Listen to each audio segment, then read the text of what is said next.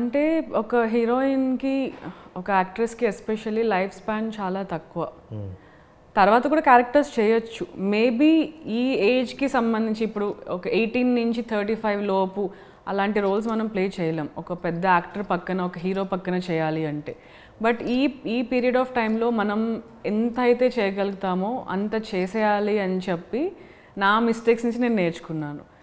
So ఎక్కువ ఆలోచించకుండా obviously characters చూస్ చేసుకునేటప్పుడు కొంచెం జాగ్రత్తగా మంచి ఇంపాక్ట్ ఉండేలాగా, లేకపోతే నాకు వర్క్ సాటిస్ఫాక్షన్ ఆర్ సినిమా నుంచి మంచి డబ్బులు కూడా చాలా ఇంపార్టెంట్ అండి. నేను మనీ అంటున్నా అంటే ఇట్స్ నాట్ దట్ మనీ ఉంటేనే అని కాదు, మనీ ఈజ్ ఆల్సో ఇంపార్టెంట్.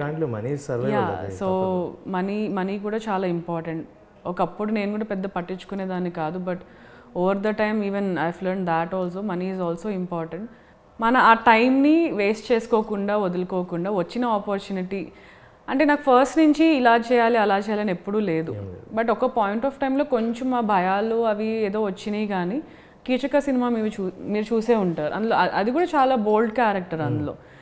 ఇప్పుడు ఇందులో it's a different story. Definitely ఏది వచ్చినా చేస్తాను, బట్ ఏది మిస్ చేసుకోకుండా ఎక్కువ గ్రాప్ చేసుకోవడానికి ట్రై చేస్తాను. ఇప్పుడు 35 మూవీలో నివేతా థామస్ గారి క్యారెక్టర్, ఆ సినిమాలో ఆ సాంగ్స్ కానీ, నివేతా గారికి బేసిక్గా కూడా నాకు చాలా ఇష్టం. She's a very very great performer. అలాంటి స్టోరీస్ చాలా తక్కువ వస్తాయి. వచ్చినప్పుడు డెఫినెట్లీ చేయాలి, రానప్పుడు ఇంకా చాలా స్క్రిప్ట్. ఈ నగరానికి ఏమైంది ఉంది, జాతిరత్నాలో చిట్టి క్యారెక్టర్ కానీ